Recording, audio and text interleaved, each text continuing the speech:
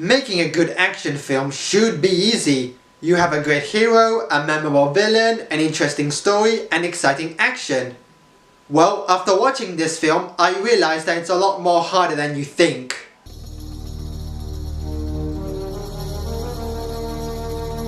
Here's another action film that uses every single cliché in the book and executes them in the most incompetent and embarrassing way possible. You thought Ballistic X vs. Sever was bad enough? Well, wait until you see this pile of human feces that was never cleaned up before being released. The director of this film is John Glenn, and if that name sounds familiar, that's because he directed a lot of James Bond films. However, this was his final film after several critical and financial flops. So, let's take a look at the embarrassing film by the name of The Point Man.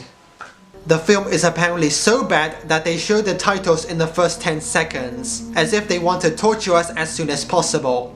You will hear some stories about me.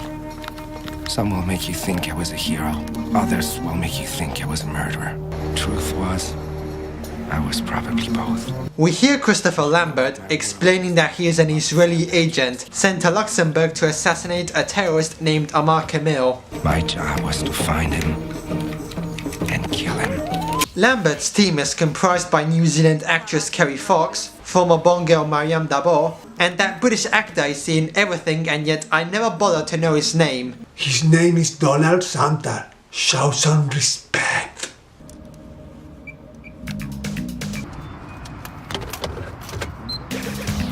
Luxembourgers, I know there's a possibility of rain later today, but there's a big sale at the mall. So get out there now and get shopping. Communicating through the radio of a car? That's a good invention.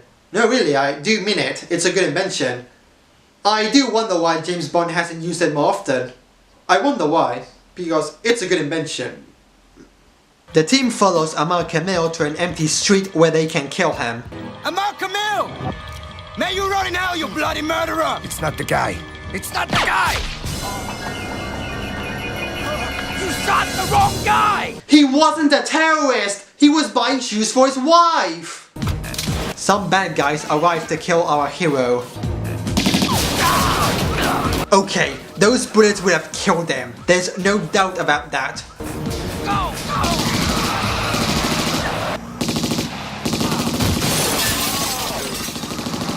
One of the team members hits the bad guy's car off the road and onto an ongoing train. Wait a minute! You can see the object that's carrying the car along the rails.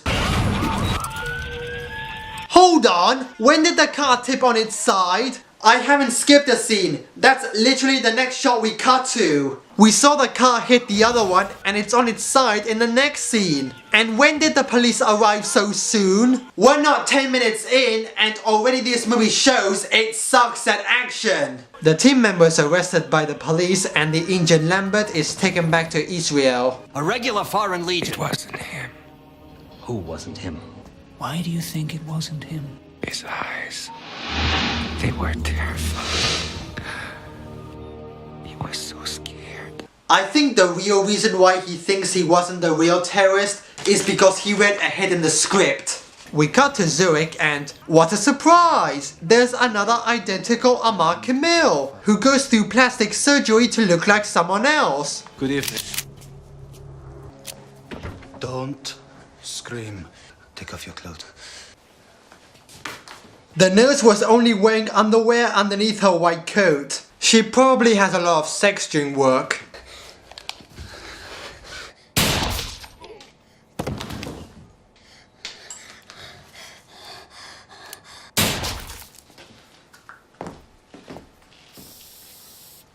And there was really no reason to undress them. But at least we got some fan service. Lambert recovers from his injuries and returns home to be greeted by his teammates. We're all suspended. Raina's dead. Hauser's in prison. The whole team's cover is blown and we create an international incident. Who else are they going to blame? Huh? That is why we're celebrating it. And I'm 2 years short of a pension. I, for one, am going back to New York to finish my studies. Judging from what you two have said, I have a feeling that nothing bad will ever happen to you. The next day, Lambert returns to his work at an office where he is not very happy. You're way behind on your work, Mr. Eckhart. I don't care if it takes you all night long. I want to see a clean desk in the morning.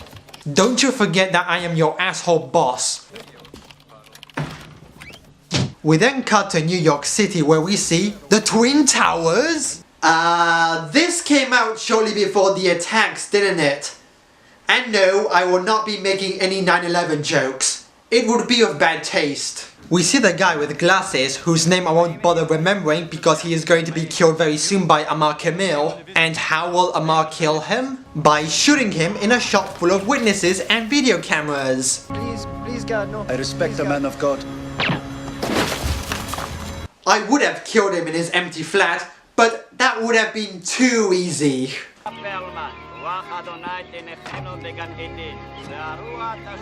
Oh well, at least he fulfilled his dream of studying in New York. Hey, aren't you gonna wish me luck? What for? I just got a job at the embassy, Monaco. Lots of muscular-tanned young men in search of a intellectual encounter. Our friend was assassinated and you're taking it very well, and I appreciate that. I loved Weber. But, What on earth is that? She has the statue of a cartoon dog as a coat rack. That's very weird, even for someone who works for the government. Are you nauseous? You're asking if I'm still pregnant. The answer's yes. I've decided to keep it. Does this come as a surprise to you? Oh. Apparently there was something between them that we didn't even know. Who clued us in on Camille's whereabouts? An insider. Could you get his file for me? All you really want is for me to spy for you. You came here on a professional matter, as in, Maddie, it would be unprofessional for us to have a personal relationship. Okay, she is clearly trying to become Jen from the IT crowd. How are we supposed to take that seriously? Would endanger team cohesion. It would break our concentration for the task at hand. Mr. Regulation, Mr. By the Book. Ich bin ein Nerd. We cut back to Europe where the arrested agent is released from custody. General Ben Zion would like you to stay out of Israel for a little while.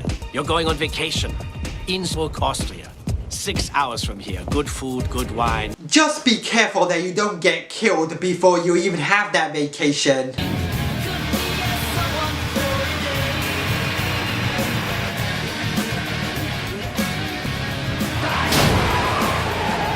This Amar Kamil is not very smart at killing people. He kills the first guy in the public view, and now he tries to kill this guy by hitting him off the road. He is the exact opposite to Agent 47.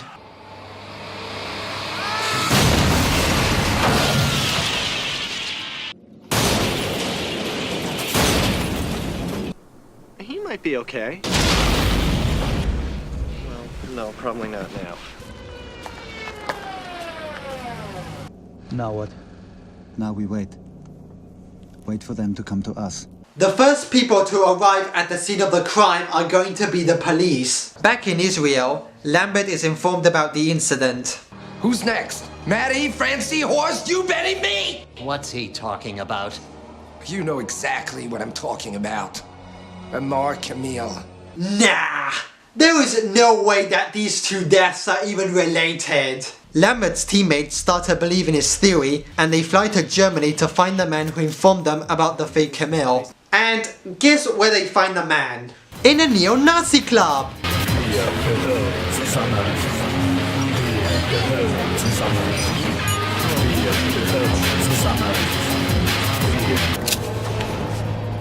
Amar Kamil. He's still alive, isn't he? I'm supposed to deliver a package. To him. In the park. No, that's a beach. We cut to the beach park in Monaco where Marianne Dabor turns out to be Camille's next victim. Are you a movie buff? What is a buff, my English? I don't know why, but I love the way he says the word buff. Then I'm a buff. A big buff. Buff, buff, buff, buff. Now we cut to a park. Couldn't you have cut to that scene after the man said park? Put your scenes in the right order, please. Lambert's team follows the informer to the meeting he's supposed to be having.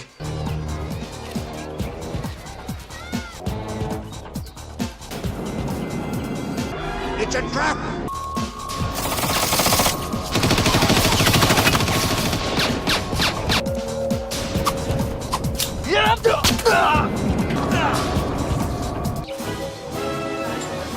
Has nobody in the park heard the gunshots and the people getting killed? As your friend.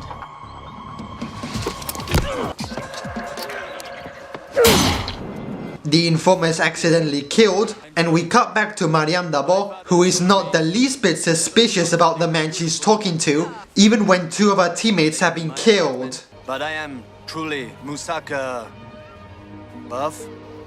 Yes? We are both buffs. Buff, duff, bluff, nuff, snuff. Lambert and his teammate arrive in Monaco because Lambert assumes that Camille will kill Mariam Dabo, which is true, but he doesn't know that. Unless he's still reading ahead in the script, which is cheating. What a surprise! Amar Camille is actually going to kill someone in a lonely place, but not before having sex with her. I finally get to have the sexy moment I never had in the living daylights.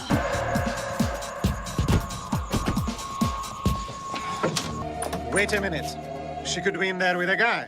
She's like that, you know. Ah, so that's why she never suspected Amar Camille. She has sex with anyone she encounters. Horse, don't touch anything! Okay, how on earth did Camille plant that bomb with what little time he had? And how did he know that they were ow, ow, ow, ow, ow. Okay, I am not asking that question anymore. They've all been reading ahead in the script. Camille is ordered by an associate to stop killing agents and to focus on his mission in Jerusalem, which he does. Hey, Jew, what you want here? Not a Jew. This cheerful music doesn't match with the scene at all. You should be more careful. These people, they are like dogs. I'll be careful, I promise. And, thank you for helping me out. That scene was entirely pointless, but at least it showed how bad the situation is in Israel. Lambert has also returned to Jerusalem and organizes a plan to lure and capture Camille.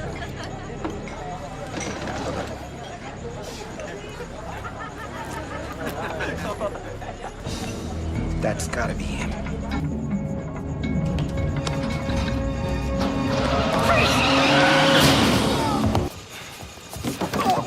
You're going to be one of those really obsessive fathers, aren't you? Yes, I am. 'Cause I am what I am. They think they have captured Camille, but it turns out to be someone else, while Donald Sumter takes his dog for a walk. Did I forget to mention that he only has 2 days left before retirement? Let's hope nothing— Ah! Hey, you!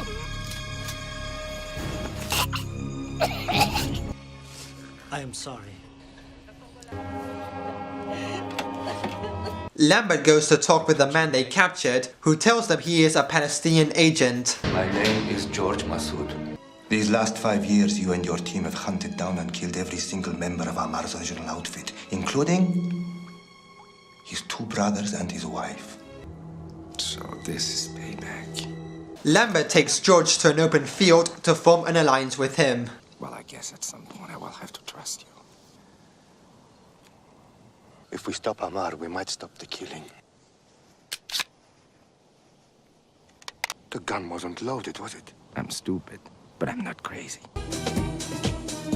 Interesting new friendship with a character we barely know just when there's only 10 minutes left of film. We discover that Camille is going to assassinate a politician with a gun hidden inside a camera, and has also kidnapped his original lookalike so that he takes the blame for the murder. Clean him up and dress him. He's the one they'll catch. Camille arrives at the peace conference, but Lambert and George are also there. He has to be somewhere up front. He's not a sniper, he's like me, he's a point man. Reconciliation. that with goodwill and tolerance on both sides, we'll finally lead to lasting peace. George prevents the politician from getting killed, but Camille escapes with Lambert on his tail. Don't! I only have one bullet left, and I'm not gonna use it as a warning shot. Wow! This might lead to one of the most epic final confrontations of all time. Or he can just kill him in an instant. Really? This is your climactic ending? Everything that the whole film has been building up to, and you end it with a bang?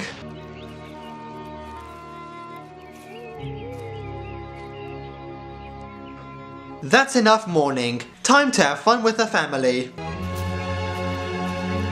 The film finishes just as abruptly as the beginning, and we see that it was written by Ripley Highsmith. Did Patricia Highsmith have a son with one of her creations? Well, this was no Patricia Highsmith story because it is very stupid.